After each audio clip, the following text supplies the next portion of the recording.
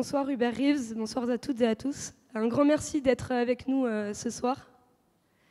Donc pour commencer par une courte présentation de votre parcours, donc vous êtes astrophysicien, vulgarisateur scientifique et écologiste. Vous êtes également président d'honneur de l'association Humanité et Biodiversité, ainsi que de l'Agence française pour la biodiversité. Et enfin, vous avez publié de nombreux ouvrages, parmi lesquels Patience dans l'azur et Poussière d'étoiles, qui ont rencontré un immense succès auprès du public. Bonsoir Hubert Reeves. Nous, on a lu donc 2 de ces ouvrages. Il y a le premier qui est ici, Je chemine avec Hubert Reeves aux éditions Seuil. Et le deuxième, donc La fureur de vivre, des livres passionnants qui invitent vraiment à ouvrir notre regard sur le monde, à ouvrir notre regard sur les mystères de notre existence. Une première question pour vous, Hubert Reeves, qu'on se pose et qu'on essaie de poser de façon un petit peu plus originale que des parcours et que des CV, très en lien avec cette fureur de vivre. Qu'est-ce qui, au quotidien, vous fait vous sentir vivant? Ce qui me fait me sentir vivant, eh bien, de plus en plus, c'est cette impression de ce que c'est que d'être un être humain. La réflexion que ça impose sur notre existence. Nous sommes nés un beau jour et avec le temps, on en vient à réfléchir et on se dit, qu'est-ce que je fais ici? Quel est le sens de mon existence? Est-ce que j'ai des choses à faire? Est-ce que j'ai une responsabilité? Eh bien, c'est un peu le parcours que je voudrais faire avec vous. Et je vais commencer loin dans le passé. Je vais commencer il y a 65 millions d'années. 65 millions d'années, évidemment, on n'était pas nés. Mais à ce moment-là, la Terre était très différente. La Terre était était habitée, je pourrais dire, d'animaux monstrueux. Des dinosaures, des animaux que l'on considère facilement comme des monstres. On n'aurait pas voulu vivre à cette période. On se demande comment aurait été la vie. Mais fort heureusement, cette période est terminée. Pour des raisons que l'on connaît maintenant, une météorite géante qui est tombée dans l'océan Atlantique, près du Mexique, et qui a éliminé la population de dinosaures qui occupait toute la planète. À cette période, il n'y avait pas de glace. La planète était chaude. C'était comme au midi aujourd'hui. Et ces animaux sont disparus. On pense, il y a une bonne raison de penser, encore que ce soit discutable, que c'est la cause de cette crise qui a éliminé les dinosaures. Je vous dis ça pour vous remettre un peu dans le temps, dans la question du temps, qu'on ne soit pas collé sur aujourd'hui, mais qu'on voit la Terre et la biosphère et les animaux comme quelque chose qui est en évolution. Au temps des dinosaures, les mammifères existaient déjà. Mais la version officielle des scientifiques, c'est que la population était tenue en recul, était tenue en impossibilité de s'adapter, de faire des niches, parce que les dinosaures étaient tout puissants. Et là, vous voyez un événement qui s'est passé il y a 65 millions d'années, que l'on connaît bien, et qui est la Terre est habitée par un phénomène qui s'appelle la vie, qui est d'une puissance extraordinaire. On le voit aujourd'hui, la vie existe partout, jusqu'au fond des océans, jusque dans la stratosphère. Il n'y a pas une partie de la Terre qui n'est pas habitée par des animaux petits ou grands, mais qui reflète, et c'est justement ce que veut signifier ce livre qui dit La fureur de vivre, c'est qu'il y a sur la Terre un phénomène que nous devons constater, que la Terre a été assez rapidement habitée après sa naissance, et elle est habitée. Il y a eu des extinctions, il y a eu des phénomènes très violents, mais la Terre est extrêmement puissante, la vie plutôt est extrêmement puissante et la vie renaît de ses cendres. Je crois que c'est important d'avoir cette vision du monde, c'est qu'aujourd'hui, nous sommes obnubilés par le fait qu'il y a des problèmes majeurs, des problèmes pour l'avenir de la vie sur la Terre, ce qui ne veut pas dire que la vie va disparaître, ce qui peut vouloir dire cependant que certaines espèces vont disparaître. Il y a toujours eu des espèces qui sont apparues, des espèces qui sont disparues, mais aujourd'hui, cela nous touche particulièrement parce que nous savons qu'avec le réchauffement climatique, l'humanité pourrait disparaître. Non pas que nous savons qu'elle va disparaître, personne ne connaît l'avenir, personne ne peut dire ce que sera la Terre dans 100 ans, mais il y a cette force fantastique de la vie qui fait que, on peut dire sans doute que la vie va continuer. Et ça, c'est très important. C'est très important parce que l'humanité qui est menacée, eh bien, elle a fait des choses très bien. Elle a fait des choses, par exemple, qu'est-ce qui fait, on pourrait dire bien sûr, l'humanité prépare sa propre démission. C'est elle qui l'a préparée. Parce que qui a fait la force nucléaire? Qui a fait les bombes atomiques qui pourraient nous éliminer? Qui a fait le réchauffement climatique? Ces êtres humains. Et les êtres humains, grâce à leur intelligence. Il n'y a pas une espèce animale qui serait en mesure de faire la bombe atomique ou de faire le réchauffement climatique. C'est nous qui sommes responsables de la situation dans laquelle nous sommes. Cette situation pourrait nous éliminer et notre principale lutte aujourd'hui, je dirais, c'est de garder la planète habitable. Ça devient notre responsabilité. Nous sommes dans l'évolution de la planète depuis son début, je dirais, l'espèce la plus complexe, la plus efficace, la plus capable de faire des choses, et nous sommes en train de nous menacer nous-mêmes. Ça, c'est le drame que nous rencontrons aujourd'hui. C'est d'arriver, de cesser de construire les éléments qui nous amèneraient à notre propre chute. Et ça, c'est important de le voir dans cette façon, c'est-à-dire voir la vie de la Terre dans son ensemble, la naissance de la Terre il y a 4 milliards 500 millions d'années, la naissance de la vie il y a 3 milliards d'années, l'apparition de petites cellules vivantes et puis d'animaux simples, plus complexes.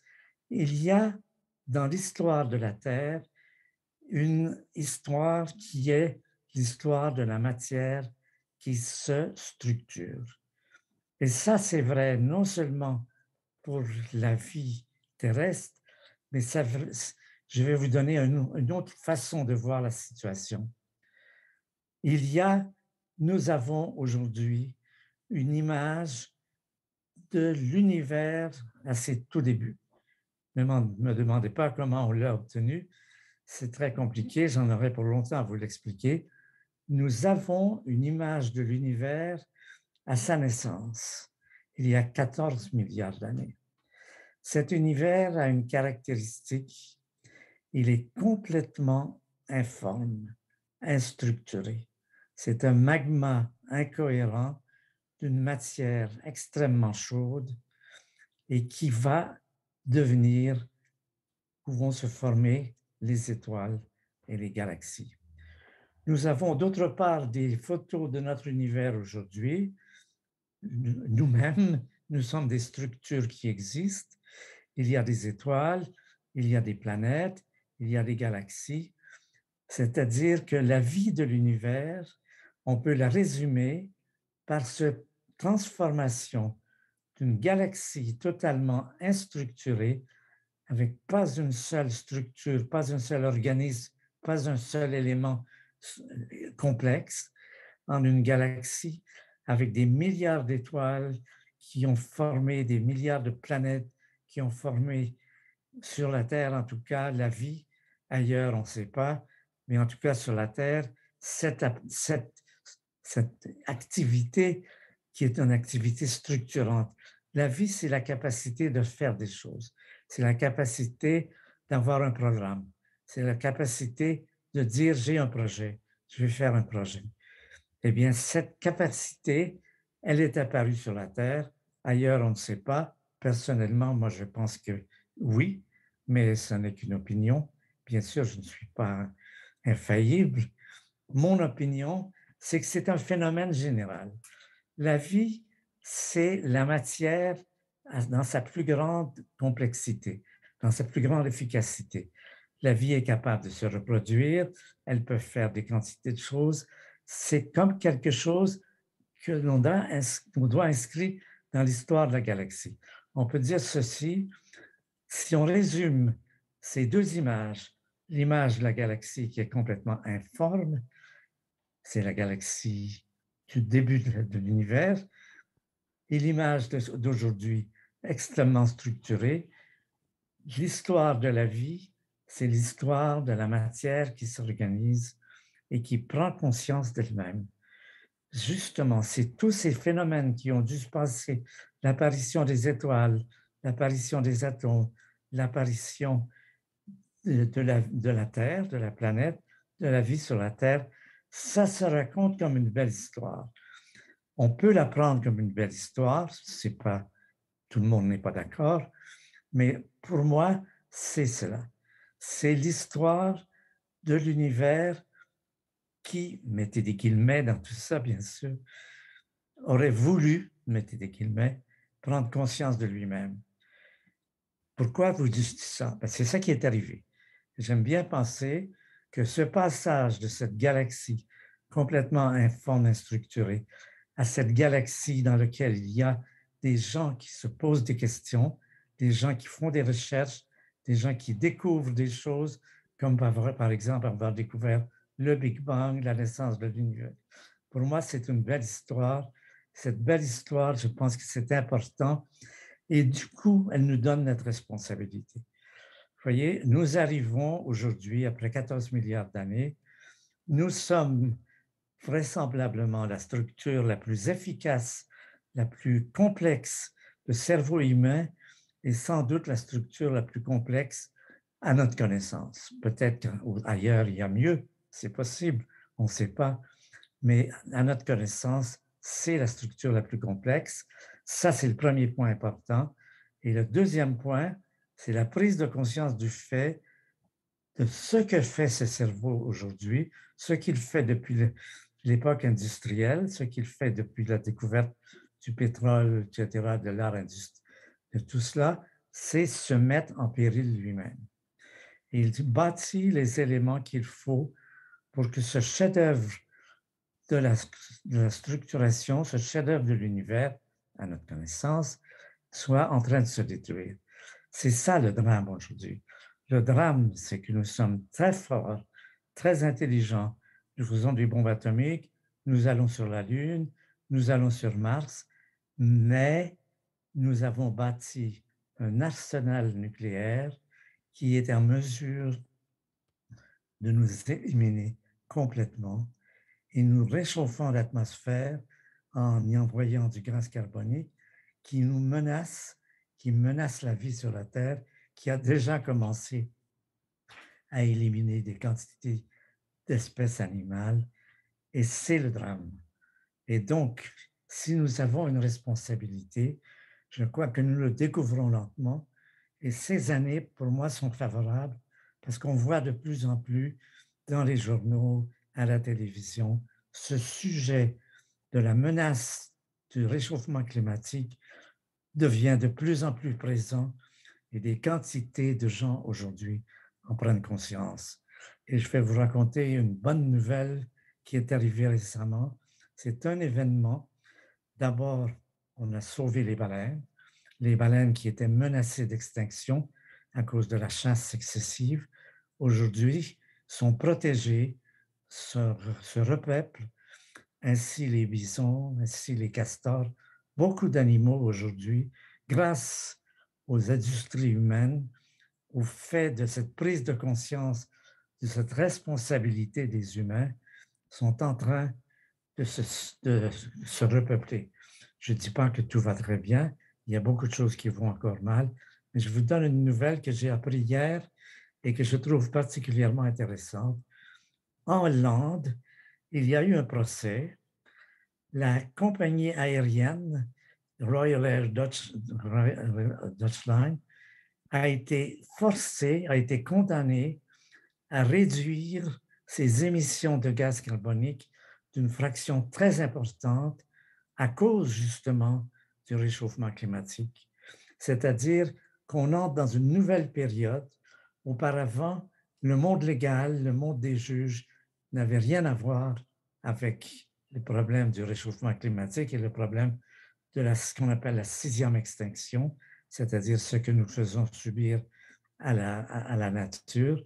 Et aujourd'hui, nous avons des activités qui, justement, voilà le premier exemple, une compagnie, des juges d'un pays, la Hollande, ont condamné une compagnie à diminuer ces éléments.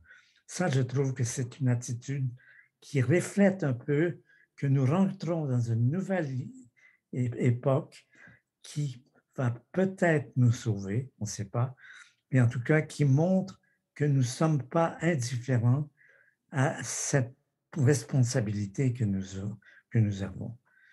Donc voilà, je pense que c'est important de le voir. Nous sommes dans une période dramatique. Nous sommes menacés. Nous commençons à réagir et nous commençons à réagir très, très fortement et de plus en plus fortement. Et ça, c'est important de le dire. C'est très important d'annoncer les bonnes nouvelles. Généralement, les nouvelles qu'on raconte sont les mauvaises nouvelles. Les bonnes nouvelles n'ont pas beaucoup de succès. Et de plus en plus, on s'aperçoit que c'est important de signaler ce qui se passe bien pour ce que je dirais le moral des troupes. Si on combat une guerre qu'on sait, qu'on ne dit pas être perdue à l'avance, comme on le disait, qu'on dit elle est en train de se passer, il y a des éléments négatifs, il y a des éléments positifs. Ce moral, cette énergie, c'est une énergie importante pour les combattants. Et ça, je pense que c'est quelque chose qui est nouveau. On voit un changement dans l'attitude vis-à-vis de l'avenir de l'humanité. On voit de moins en moins de gens qui disent c'est foutu, c'est condamné. On voit au contraire des gens qui ont pris la chose en main, qui font dans leur domaine des éléments qui font partie de ce que sera l'avenir de la Terre et qui peut-être nous sauveront, de même que les dinosaures ont été éliminés par un caillou. Ça, ce n'était pas la faute des humains. Peut-être que les humains d'aujourd'hui, se rendant compte de la situation, vont être capables de réagir et d'empêcher la puissance fantastique qu'a développée l'humanité de se détruire elle-même. C'est la chose la plus importante aujourd'hui.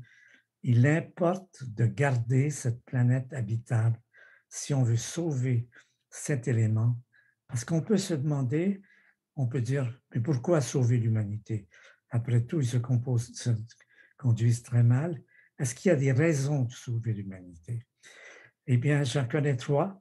Je vais vous les donner.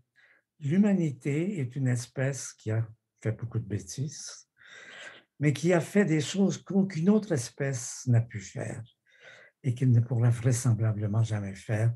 Nous avons, je vais en citer trois. Le premier, c'est Mozart. Bien sûr, Mozart, c'est quelque chose de typique, ou Beethoven, ou tous vous musiciens, ou la culture, et tout ça. Tout ça, ce sont des choses qui ont une valeur en soi et qu'il faut essayer de préserver et que nous devons essayer non seulement de préserver, mais de continuer, c'est-à-dire cet effort vers la beauté, vers la noblesse, vers des sentiments valables.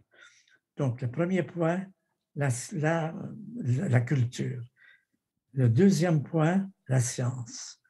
Nous sommes les seuls personnages, espèces animales, qui ont découvert les galaxies, qui ont fait des télescopes. Jamais on n'aurait vu les galaxies, les étoiles, certaines étoiles, des planètes. Jamais on n'aurait vu les microbes ou les atomes s'il n'y avait pas eu les humains. C'est grâce au fait que les humains, qui sont des bricoleurs, ont fait des télescopes et ont fait des microscopes que nous connaissons beaucoup mieux l'humanité, beaucoup mieux la vie animale, la vie végétale. Toutes ces choses, c'est à nous, c'est nous qui les avons fait. C'est quelque chose qui est à sauver, qui est à conserver. Et c'est en ce sens-là que ça, alors il y a sauver l'art, sauver la science, préserver l'art, préserver la science. Et le troisième, je vais vous raconter une petite histoire. Voilà un nid d'oiseaux dans lequel il y a 4 petits oisillons. 2 sont malades, 2 sont en santé. Les parents oiseaux, ça c'est ce que nous disent les biologistes, nourrissent les oisillons en santé et laissent mourir les oisillons malades. Pourquoi? Eh bien, c'est raisonnable parce que les oisillons en santé ont vraisemblablement des gènes pour l'avenir qui sont en santé, tandis que les malades peuvent avoir des gènes avariés. Donc, pour l'avenir des oiseaux, c'est plus intéressant de soigner les oiseaux en santé que les oiseaux malades. Maintenant, voilà un deuxième événement, une deuxième scène. Voilà une famille, il y a 2 enfants. Un des enfants est malade, l'autre est en santé. Vous savez que les parents vont s'occuper beaucoup plus de l'enfant malade, même si ce n'est pas raisonnable, parce que l'enfant malade peut avoir des gènes qui sont malades. Pourquoi est-ce que nous sommes amenés à sauver les enfants malades? Eh bien, parce que nous avons ce qui s'appelle la sympathie, l'empathie. C'est naturel, c'est dans notre de nous occuper de ceux qui souffrent. Nous avons cette qualité qui s'est développée avec l'évolution. Nous souffrons de voir les autres souffrir. Demandez à des petites filles qui voient un petit chat blessé, comment elles réagissent. Vous savez, vous ne l'empêcherez pas d'aller le soigner. Les êtres humains ont cette grande qualité qu'ils ont bâti des régimes pour soigner les malades. Ils ont fait des choses comme Amnesty International, la Croix-Rouge, tous des mouvements sociaux qui viennent en aide à ceux qui souffrent. Et ces 3 choses, la sympathie, l'empathie, la musique et la science sont 3 éléments qui valent la peine de préserver l'humanité et d'espérer de l'amener beaucoup plus loin encore, parce qu'on peut penser que cette amélioration, cette complexité va continuer à se forger. Donc, je pense que ça, c'est les raisons qui motivent notre activité. Et si on demande, est-ce qu'on a une responsabilité en tant qu'être humain? Un beau jour, on est arrivé, on s'est dit, qu'est-ce que je fais de ma vie? On s'est dit, je vais essayer de choisir quelque chose. Est-ce que j'ai des devoirs? Eh bien, cette situation impose ce devoir, c'est d'être activement prêt à aider l'humanité à se porter mieux, à se comporter mieux. Voilà, c'est un petit peu le résumé de ce que je voulais vous dire. Je crois qu'il doit y avoir maintenant d'autres questions, si vous voulez les poser. Ouais, un grand merci. Je pense qu'on peut l'applaudir.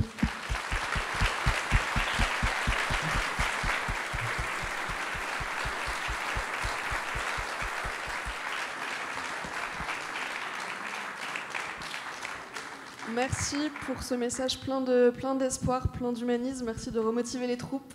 Et on va s'adresser au public si vous avez des questions. à poser à Hubert Reeves. C'est le moment des ressentis aussi sur ce qui vient d'être dit. N'hésitez pas.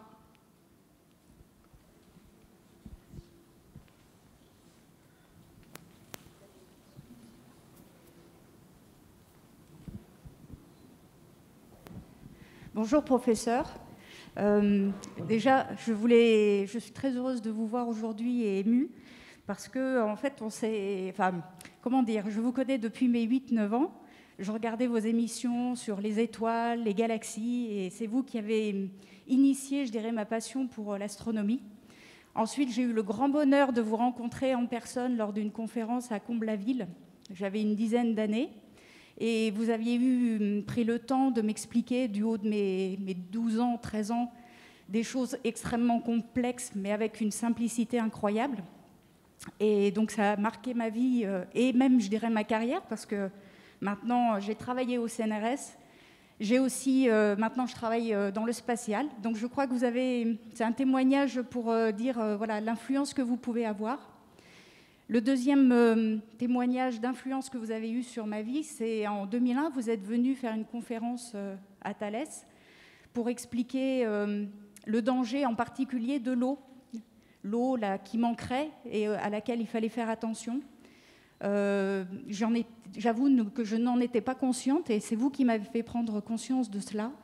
Donc pour moi, vous êtes un précurseur. Et malheureusement, voilà. Quand mon fils prend des douches un peu longues, je lui dis, rappelle-toi non, puisqu'il n'a que 15 ans, mais je dis, Hubert Reeves disait en 2001, attention à l'eau. Et malheureusement, on s'aperçoit que maintenant, en Afrique du Sud, c'est déjà un problème, alors que, entre guillemets, vous le prédisiez pour 2050 et qu'on est en 2020. Donc voilà, c'est un témoignage de ma grande admiration que j'avais et que j'ai toujours pour vous. Donc voilà, j'étais heureuse de pouvoir vous voir et vous témoigner cela. Merci Hubert.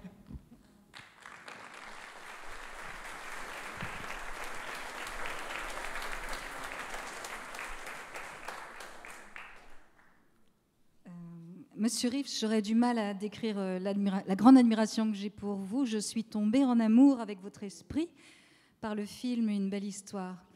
Et aujourd'hui, j'aurais une question assez concrète qui pourrait peut-être vous inspirer une réponse, à savoir que répondre à nos jeunes, nos adolescents, on va dire la génération YZ, que dire à nos adolescents ou nos jeunes au sujet de la prochaine marche à suivre, le chemin, à savoir que nous avons, parmi nos rares moyens d'action, peut-être l'influence politique ou bien l'organisation par des actions locales, préserver un territoire ou un autre.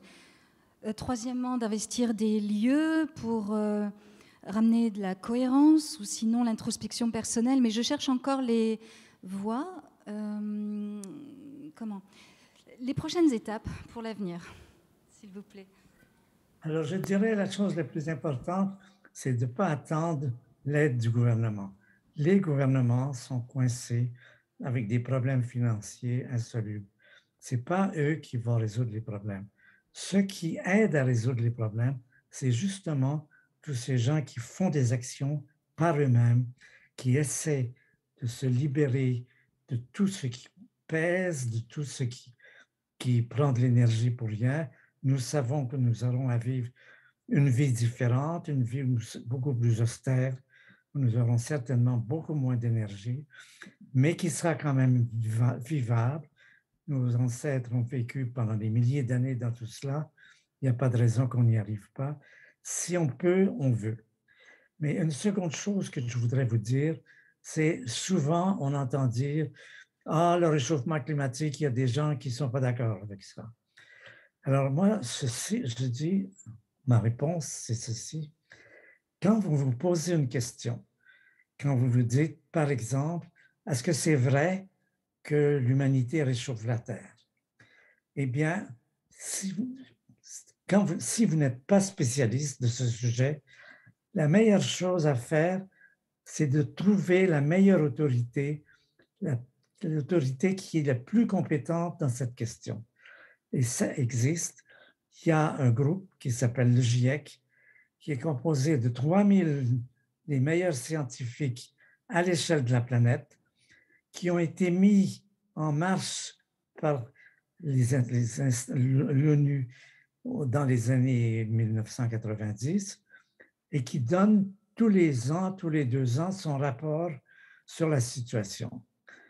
Et la question est, avec quelle assurance peut-on affirmer que l'humanité réchauffe la planète? Eh bien, aujourd'hui, les chiffres atteignent 95%. Donc, ce qui est clair, c'est que quand vous cherchez une réponse à une question, que vous n'avez pas cette réponse vous-même et que vous voulez savoir qui se dit dans les personnes les plus compétentes, c'est important d'identifier la meilleure autorité. Et aujourd'hui, c'est clair, la meilleure autorité, c'est le GIEC. Et le GIEC est dramatiquement convaincu que c'est l'humanité qui réchauffe la planète et qu'il n'y a pas de dire « Ah ben, il y a un tel qui n'est pas d'accord » ou ce genre d'argument n'est plus tenable aujourd'hui. C'est accepté par toutes les académies des sciences dans le monde entier. Des quantités de personnes qui sont au courant sont d'accord pour dire la situation est urgente. C'est tout ce qu'on peut dire. La situation est urgente. Il y a beaucoup de choses qui se font, encore une fois. Il y a, par exemple, une des choses les plus importantes, c'est les banques. Les banques, maintenant, entrent dans le concert des gens qui refusent de prêter de l'argent à des projets qui ne sont pas en accord avec le COP21, c'est-à-dire avec le GIEC. Et ce contrôle des banques est très important. Il a lieu en particulier aux États-Unis, en Angleterre. La France, ça vient, mais c'est toujours lent. Et c'est ça. C'est par des moyens comme ça, c'est par des pressions.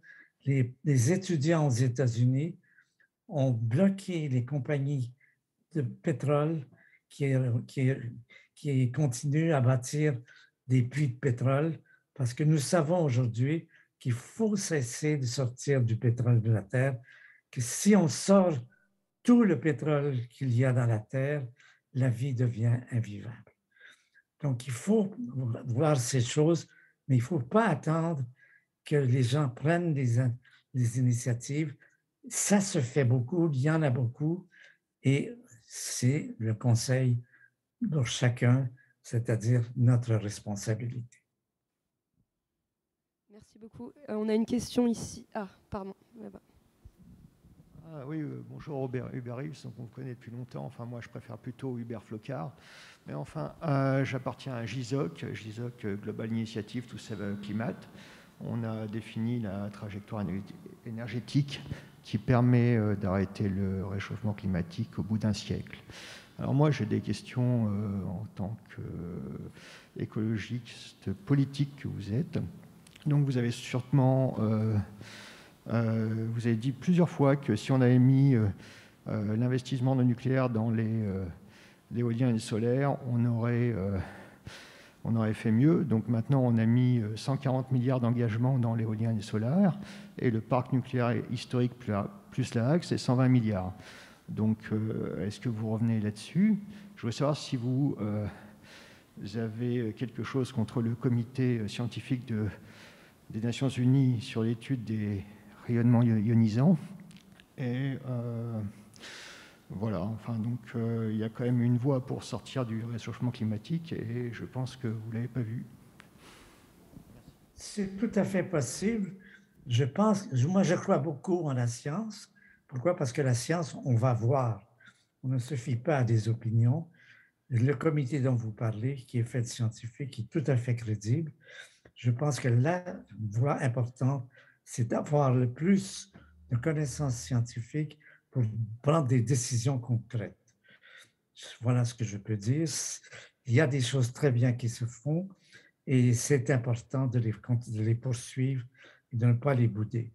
Mais je ne sais pas si j'ai répondu à votre question. Vous voulez la reposer? Je n'ai pas bien compris quelle était la teneur de votre question. Est-ce qu'il y avait une question d'ailleurs? Oui, je répète, vous avez déclaré en tant Je ne qu'écologiste... vous entends pas. Alors, ça, c'est le masque. Alors, Oui, oui, je sais.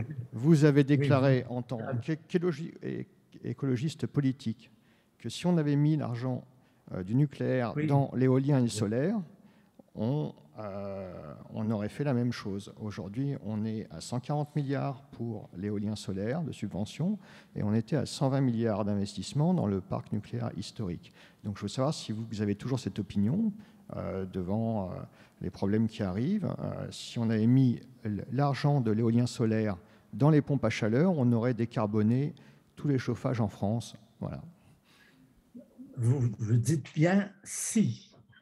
Alors, c'est juste une question, mais je n'ai pas de réponse. Vous ne pouvez pas avoir de réponse sur une hypothèse que vous n'avez pas faite.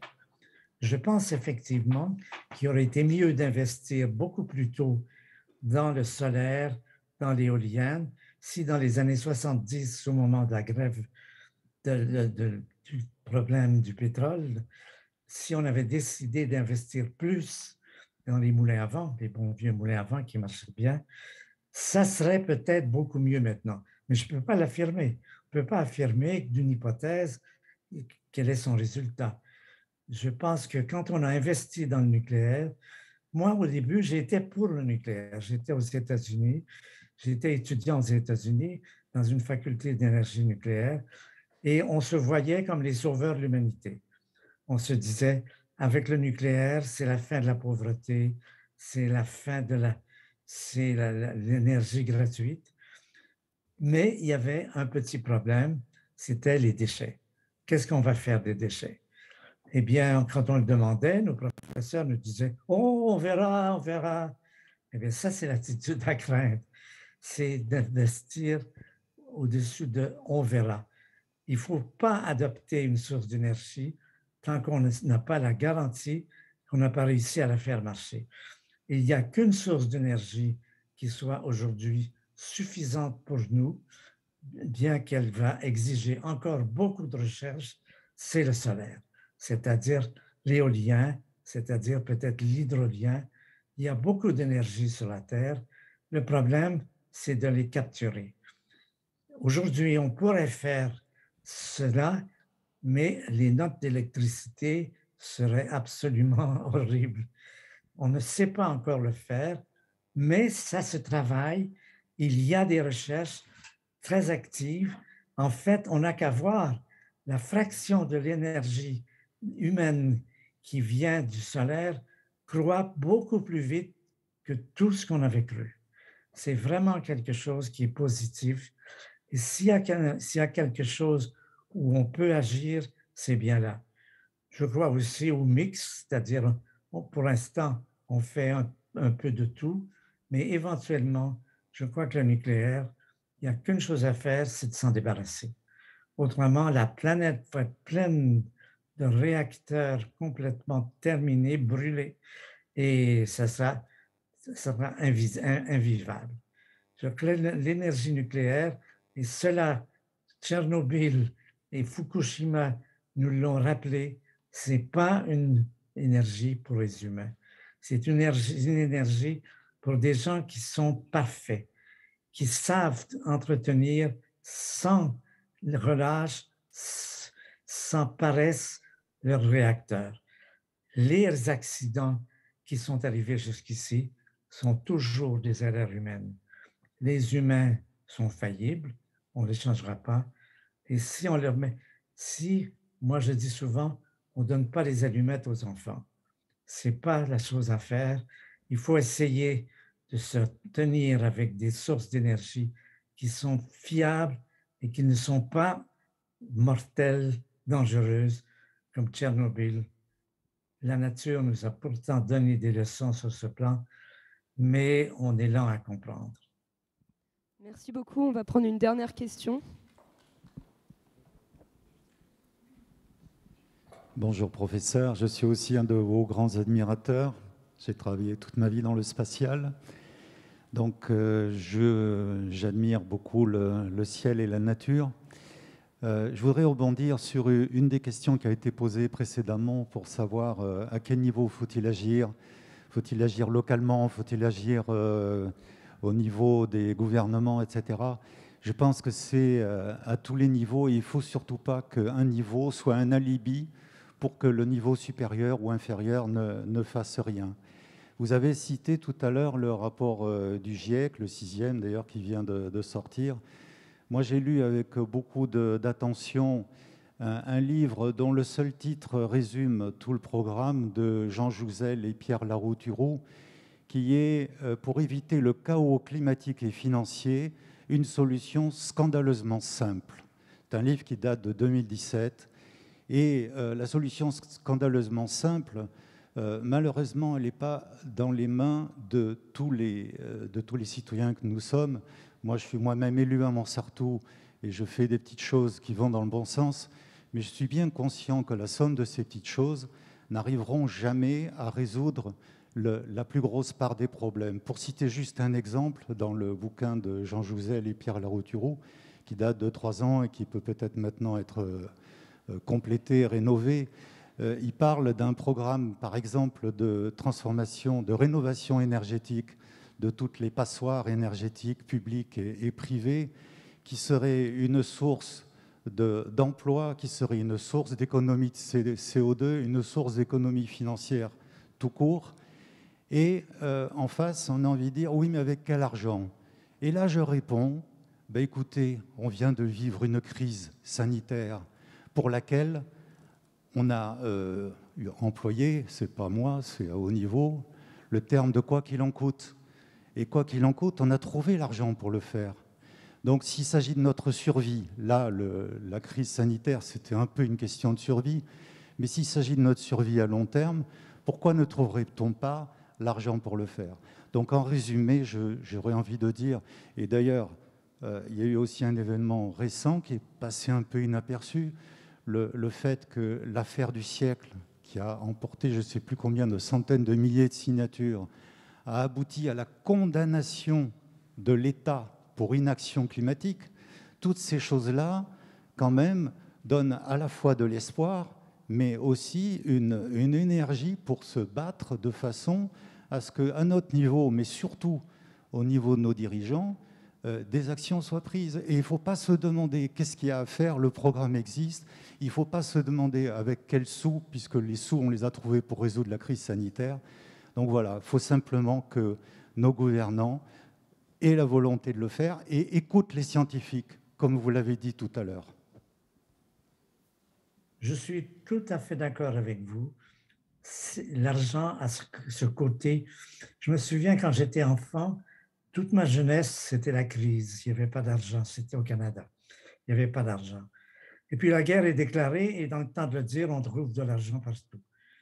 Il y a quelque chose avec l'argent qui est qu'on hésite parce qu'on a peur des pertes, mais qu'on hésite quelquefois trop tard et qu'il faudrait justement de dire que la vie humaine compte plus que l'argent, que de l'argent sur la terre, il y en a beaucoup et qu'il faut savoir le trouver.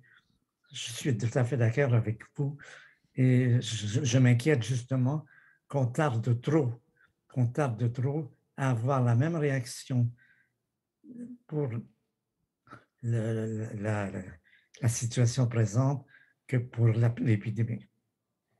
Ça, je crois que c'est important, mais j'ai l'impression qu'il y a des changements sur ce plan. On n'aurait jamais dit ça il y a quelques années, on aurait dit il n'y a pas d'argent. Mais tout d'un coup, on dit, ben oui, mais on va mourir avec des tonnes d'argent sur la Terre. Ça n'a pas de sens. Donc, merci beaucoup de cette remarque. Je pense aussi, moi, je crois beaucoup à la taxe carbone, par exemple. On ne veut pas l'imposer parce que ça défavorise certains pays par rapport à d'autres. Mais ça, ce n'est pas très grave. Vous voyez, c'est justement de remettre les choses à leur place. L'humanité est en danger. Il faut faire ce qu'il faut pour la sauver. Merci beaucoup.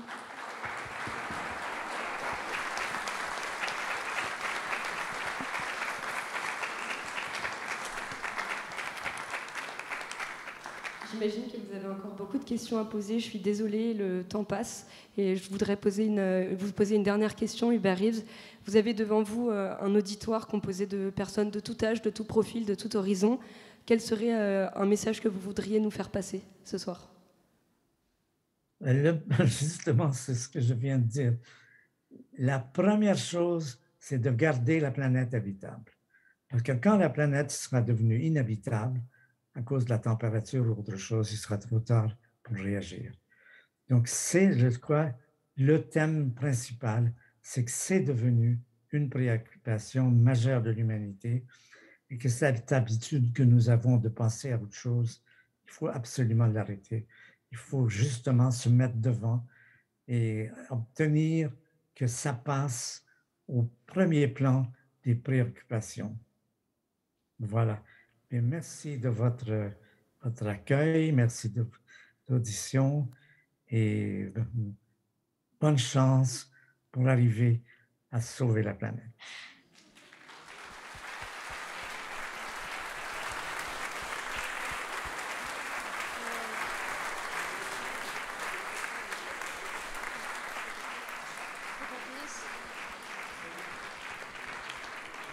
Merci beaucoup.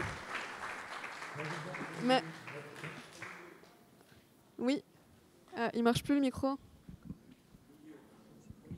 Un immense merci. Effectivement, il en faut de la chance, il en faut du courage.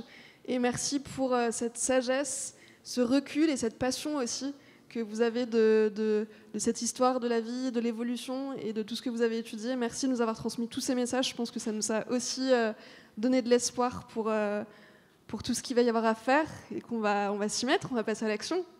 Un immense merci Hubert Reeves, merci au Festival du Livre évidemment de l'avoir invité pour cette organisation et merci aux éditions Seuil aussi pour les 2 livres qui nous ont transmis. Merci à tout le monde.